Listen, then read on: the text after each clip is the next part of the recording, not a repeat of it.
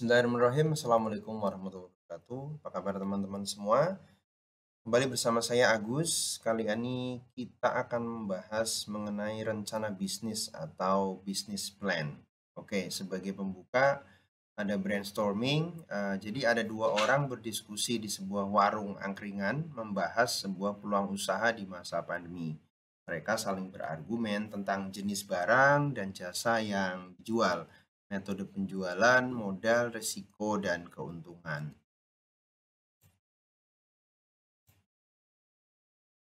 Kemudian dua orang tersebut mulai mengambil laptop dan mencatat poin-poin penting tentang apa yang telah mereka diskusikan di warung angkringan tersebut sehingga terwujudlah sebuah dokumen tentang rencana usaha yang mereka jalankan di masa pandemi atau new normal.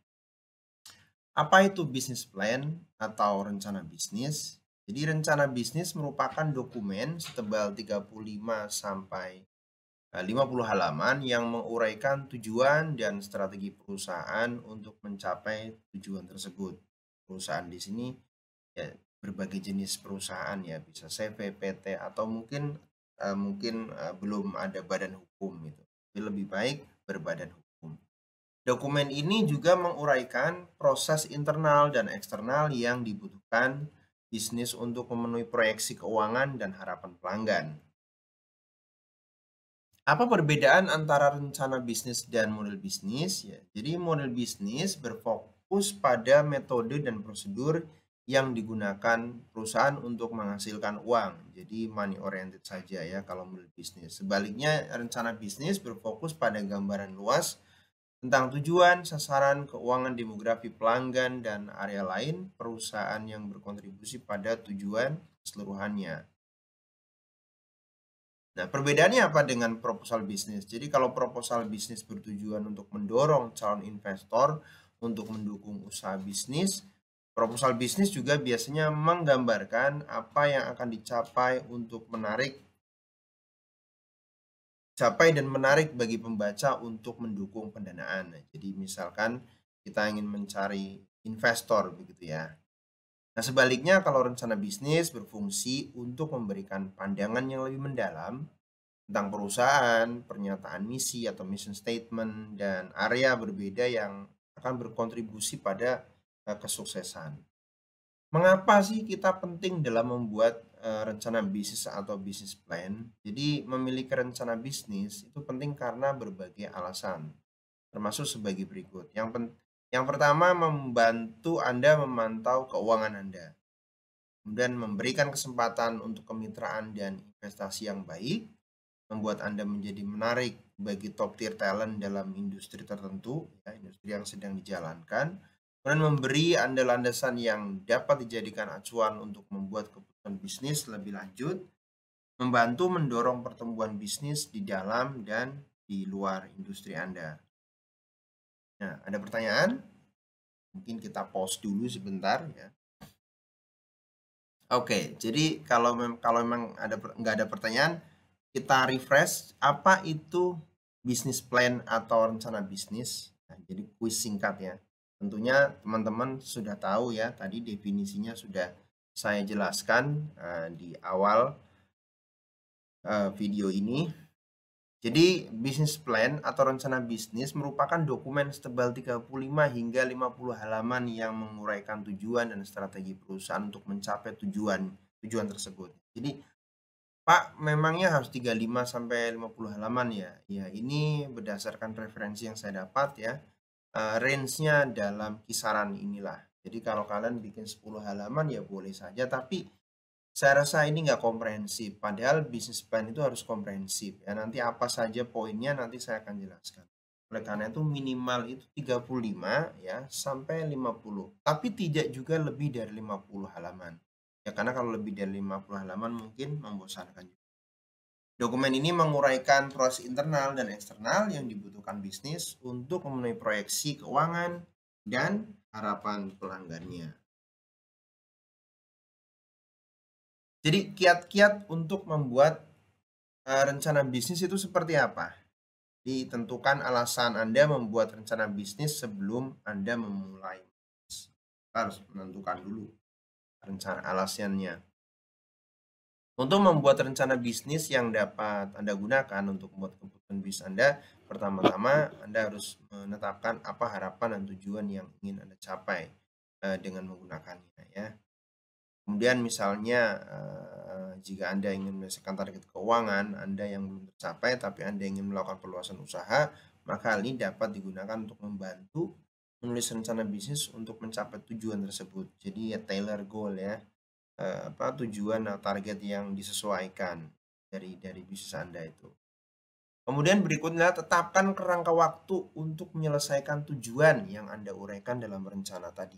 Jadi saya selalu mengatakan tujuan itu oke tujuan ya, target ya. Tapi harus ada kapan dicapai. Oleh karena itu kita sebut goals ya. Jadi itu ada dua komponen tujuan, komponen target dengan waktu. Kan? Tetapkan kerangka waktu, ada timeline. Untuk tujuan jangka panjang yang memerlukan perubahan dalam industri atau identitas merek dagang atau brand, Anda mungkin mengizinkan 1 hingga 2 tahun misalkan ya. Sedangkan tujuan jangka pendek seperti melunasi hutang, jangka pendek mungkin dapat dicapai dalam beberapa bulan. Itu seandainya Anda mempunyai hutang ya, hutang pribadi atau hutang usaha. Ya, untuk tujuan jangka panjang yang memerlukan perubahan dalam industri atau identitas merek dagang atau brand, Anda mungkin mengizinkan 1 hingga 2 tahun. Sedangkan tujuan jangka pendek, seperti melunasi hutang jangka pendek, mungkin dapat dicapai dalam beberapa bulan. Berikutnya adalah pastikan Anda memiliki tujuan yang masuk akal. Memang ada Pak, tujuan yang nggak masuk akal? Ada. Jadi penting juga untuk menentukan tujuan yang masuk akal yang dapat dicapai dalam kerangka waktu yang Anda tetapkan untuk bisnis Anda. Nah, misalnya dengan anggaran dana mungkin atau tidak mungkin nih membuat dan meluncurkan 4 produk baru dalam waktu 2 tahun. Namun mungkin masuk akal untuk membuat dan meluncurkan 2 produk baru dalam jangka waktu yang sama. Misalkan tergantung effortnya gitu ya.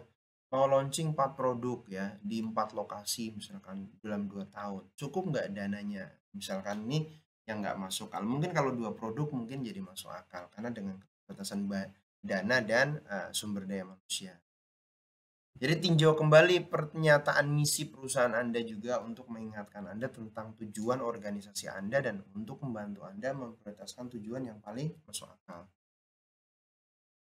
Kemudian gabungkan visual untuk mendukung pernyataan tertulis. Ya apa sih pernyataannya atau statementnya begitu kan? Jadi kita tambahkan bagan, grafik, gambar lain yang relevan membantu pembaca supaya bisa terlibat dalam tulisan yang Anda buat. Yang lebih memahami data yang Anda masukkan ke dalam rencana bisnis. Jadi dikatakan itu bahwa satu gambar itu mewakili 1000 kata-kata, bisa juga dengan satu grafik ya. Misalkan memiliki visi yang mudah dipahami juga dapat bermanfaat bagi Anda, pejabat perusahaan lain yang perlu merujuk pada rencana Anda untuk mendapatkan informasi yang cepat. Misalnya jika Anda ingin membandingkan pendapatan usaha Anda bulan ini dengan pendapatan di awal tahun, maka dengan grafik akan lebih cepat daripada dengan deskripsi kalimat. Ya. Kemudian sesuaikan rencana bisnis Anda saat Anda mulai menggunakannya. Jadi rencana bisnis berfungsi sebagai panduan yang sangat baik untuk membantu Anda membuat keputusan. Tapi jika tujuan proses dan hasil Anda berbeda, dari apa yang Anda rencanakan sebelumnya ya revisi ya supaya sesuai dengan kebutuhan Anda yang juga berubah. Misalnya jika Anda memiliki value kuartal yang baik ya, Anda dapat mempertimbangkan untuk melakukan perluasan tujuan awal Anda dengan menyertakan pembuatan peluncuran 3 produk, bukan 2. Misalkan awalnya 2 karena salesnya bagus, jadi bisa menjadi 3. Atau Anda mungkin bisa melunasi hutang jangka pendek ya, sebulan lebih awal atau mungkin 1 semester lebih awal dan sebagainya. Jadi itu adalah sebuah rencana yang bisa jadi kalau ada prioritas kalau memang Anda mempunyai hutang ya prioritas utama adalah melunasi hutang terlebih dahulu. Sehingga tidak ada beban ya. Sesuaikan rencana bisnis Anda saat Anda mulai menggunakannya. Nah, oke. Sekarang pertanyaan adalah bagaimana cara menulis rencana bisnis atau bagaimana cara menulis business plan. Gimana sih ya? Yang pertama, mulailah dengan ringkasan eksekutif. Apa itu? Yaitu summary. Executive summary ya. Executive summary itu adalah ringkasan pendahuluan yang menguraikan isi rencana Anda. Ringkasan ini mendefinisikan perusahaan Anda dan tujuannya dalam industri Anda. Misalnya berisi seperti ini, pernyataan misi dan visi gitu ya. Kemudian mendeskripsikan singkat tentang produk atau layanan yang ditawarkan, nama dan jabatan perusahaan seperti pendiri, CEO dan CFO, siapa aja, profilnya seperti apa ya. Jumlah karyawan dan lokasinya di mana, nama dan alamat kantor pusatnya di mana, kalau multi office, kalau office tunggal ya berarti kantor saja. Kemudian yang paling penting adalah ikhtisar keuangan atau neraca keuangan ya. Aspirasi masa depan untuk ke depan seperti apa. Nah, pada prinsipnya ringkasan eksekutif ini sangat penting untuk membantu membangun kredibilitas perusahaan Anda dengan membaca. Ibaratnya gini, kalau kita mau nonton film dengan durasi 1,5 jam ya, sementara kita nggak mau gambling 1,5 jam nongkrongin film gitu, maka kita perlu melihat apa sih? Kita perlu melihat thriller movie-nya. Nah, thriller movie ini kan durasinya mungkin 5 menit saja ya, 4 sampai 5 menit atau mungkin 7 menit. 5 menit rata-rata. Nah, dalam 5 menit inilah kita sebut dengan executive summary, sehingga dalam 5 menit ini seseorang melihat, wow, ini ide bisnis yang sangat bagus, saya mau ikut di dalamnya. Seperti itu. Jadi, prinsipnya teman-teman perlu buat seperti itu ya. Yang kedua, sertakan deskripsi perusahaan Anda ya. Setelah ringkasan eksekutif, deskripsi perusahaan Anda harus lebih mendalam tentang tujuan perusahaan Anda dan apa yang membuatnya menonjol di antara pesaing atau kompetitor. Misalnya deskripsi perusahaan Anda, tempat Anda menyebutkan hal-hal sebagai berikut: jenis bisnisnya, ya, culture-nya seperti apa, apakah jenisnya B2B atau B2C ya. Kemudian deskripsi tentang apa yang dilakukan perusahaan Anda untuk orang lain, seperti bagaimana pelanggan mendapatkan manfaat dari perusahaan Anda. Deskripsi basis pelanggan, demografinya, kemudian informasi tentang penghargaan, catatan penjualan, atau peluncuran produk baru dan menarik yang membuat bisnis Anda itu unik dibandingkan bisnis pesaing. Itu yang penting. Jadi bagaimana memoles diri supaya lebih unik, lebih menarik daripada orang lain. Kemudian juga tunjukkan analisis pasar ya. Tentunya kita sudah melakukan market analysis, yaitu merupakan bagian dari rencana bisnis yang harus mencakup laporan terperinci tentang pesaing Anda dan bagaimana Anda membandingkan dengan mereka. Pertama, Anda perlu melakukan riset tentang industri Anda sendiri, tren utama di pasar, dan informasi yang lain tentang pesaing Anda. Bagian ini dapat mencakup informasi sebagai berikut. Nah, pesaing di list ya. Deskripsi singkat dengan apa yang mereka tawarkan, kan? Data penjualan dan demografi pelanggan. Kesimpulan singkat yang merangkum apa yang dapat dilakukan perusahaan Anda dengan lebih baik dibandingkan mereka. Misalnya dari informasi yang disertakan dalam bagian analisis pasar, Anda dapat membuat marketing campaign atau iklan, menemukan cara baru untuk menyusun komunikasi internal, atau memperluas industri baru yang membantu Anda bersaing dengan pesaing tersebut. Jadi kita mencari selling point-nya, kita cari kelebihan kita yang bisa kita tawarkan kepada orang lain. Garis besar organisasi dan manajemen. Ini penting poin ya. Bagian organisasi dan manajemen harus menyoroti struktur dan prosedur internal perusahaan Anda yang berkontribusi pada keberhasilannya. Sertakan informasi sebagai berikut.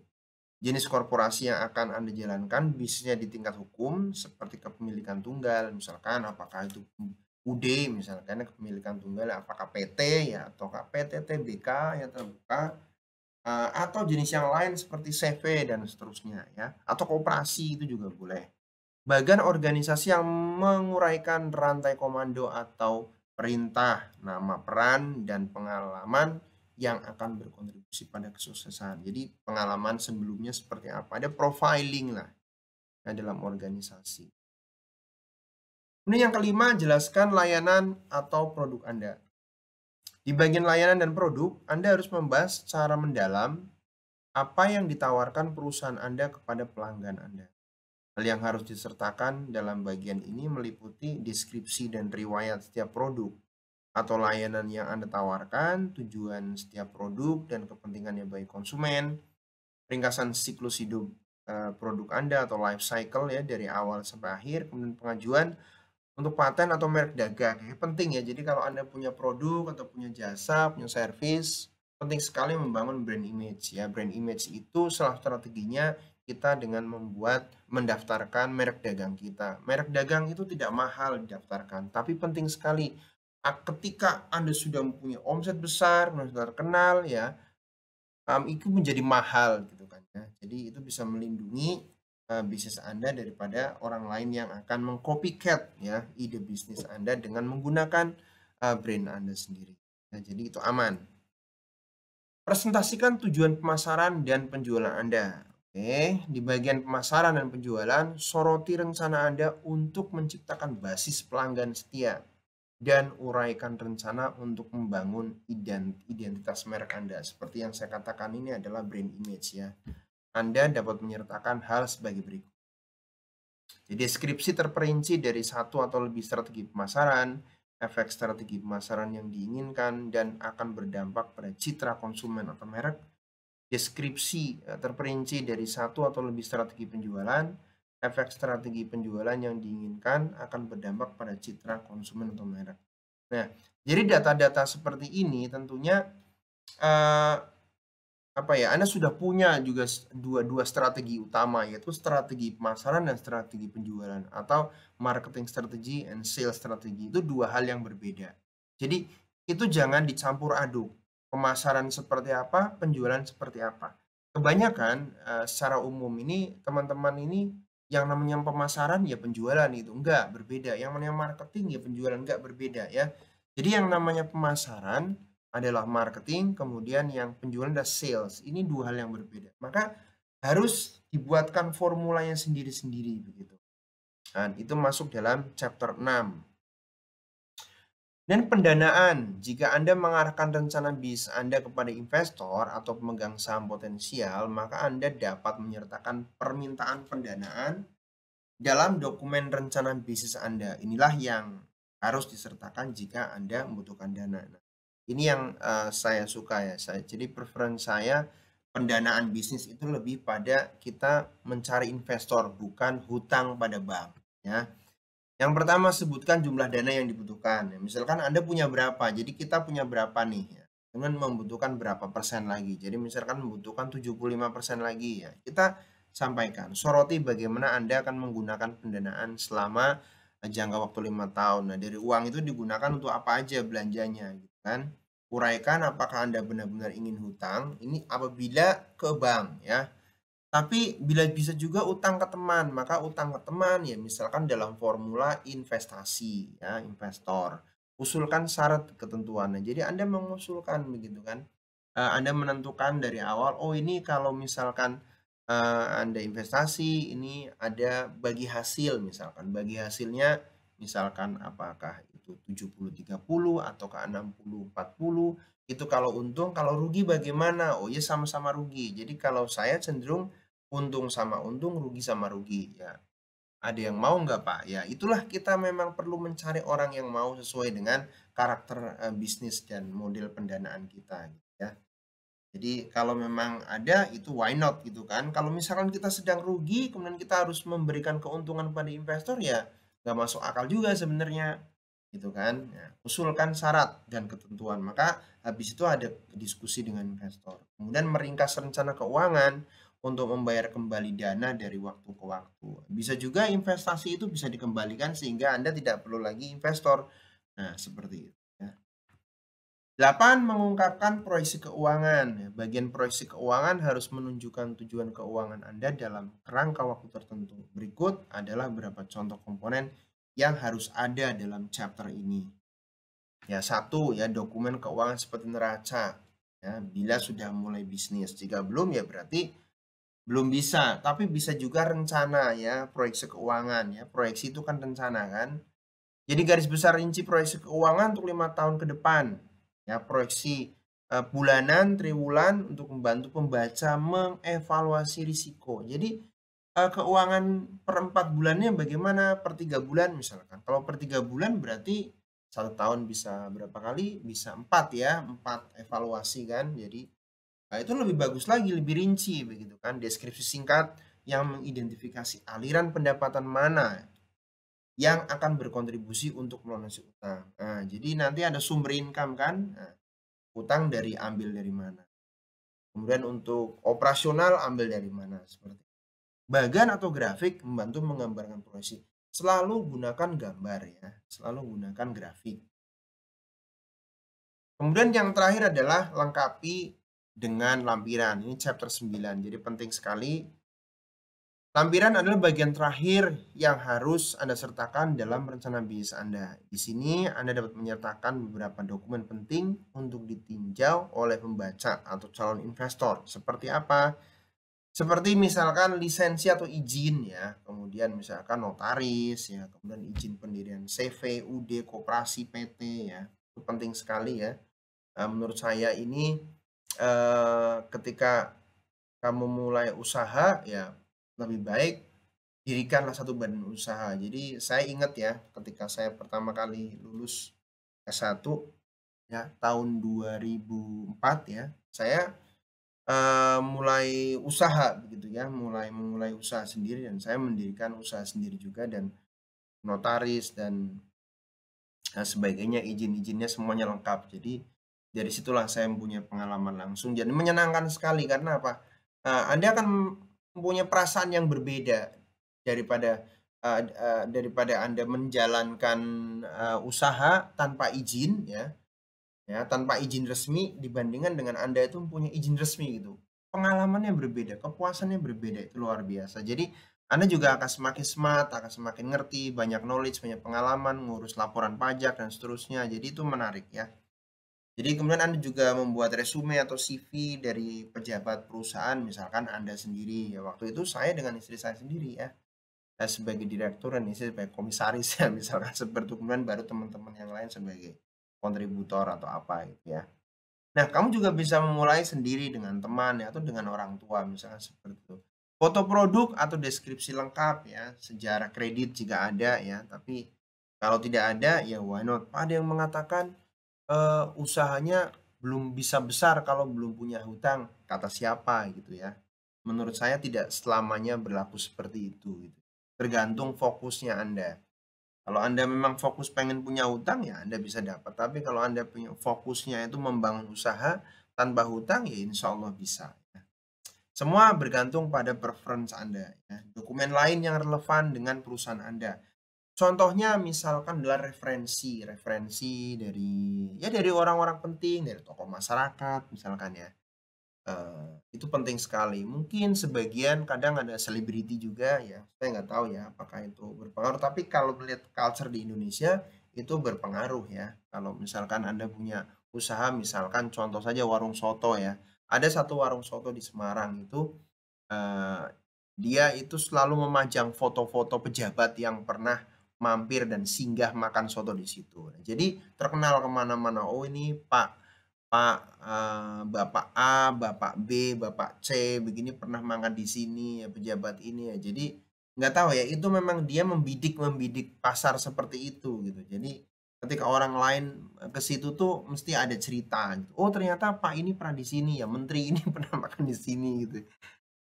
Ya itu masing-masing orang berbeda, tapi prinsipnya Anda perlu melengkapi dokumen-dokumen tersebut sehingga dokumen tersebut menjadi dokumen yang sangat menarik ya, sehingga orang melihatnya itu melewati bagian 9 ini, wah saya punya feeling, saya punya rasa mantap, yakin, saya ingin bergabung dengan dia. Jadi seolah-olah, Anda itu berkomunikasi dengan calon investor, dengan calon, apa namanya, calon pendana itu lewat bisnis plan Anda itu. Jadi bisnis plan Anda itu harus bisa membangun, menggugah ya, apa namanya, akal, logika, dan juga perasaan daripada pembaca. Nah, ketika Anda sudah bisa membuat itu, maka bisa saya katakan dan seketika orang itu, "Oke, saya join, saya ikut," jangan lupa Anda juga menyertakan nomor kontak Anda ya, telepon, WhatsApp, dan seterusnya, email ya.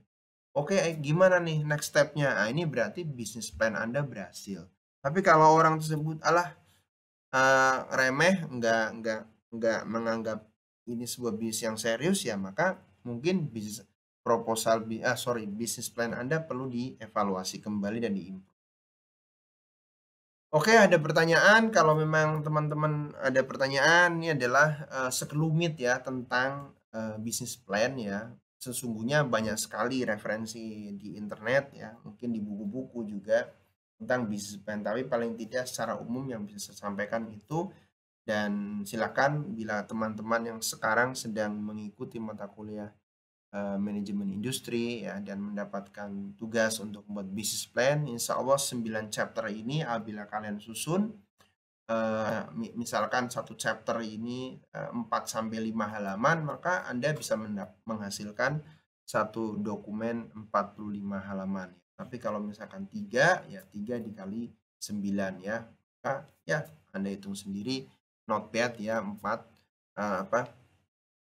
halaman misalkan per chapter itu juga bagus. Jadi silakan bisa susun sebaik-baiknya ya, dan jangan misalkan copy paste dengan informasi-informasi yang ada di internet yang berkaitan dengan bisnis plan ini. Nah, karena apa? Nanti bisa jadi ruh daripada bisnis plan Anda itu tidak hidup ya, tidak ada dalam tulisan Anda itu. Jadi bikin sendiri sesuai dengan apa yang Anda bayangkan ya, tentunya berdasarkan referensi-referensi yang ada, sehingga bisnis plan Anda itu benar-benar bisnis plan yang menarik dan sangat efektif untuk mengkomunikasikan bisnis kepada calon investor. Itu saja yang bisa saya sampaikan. Terima kasih.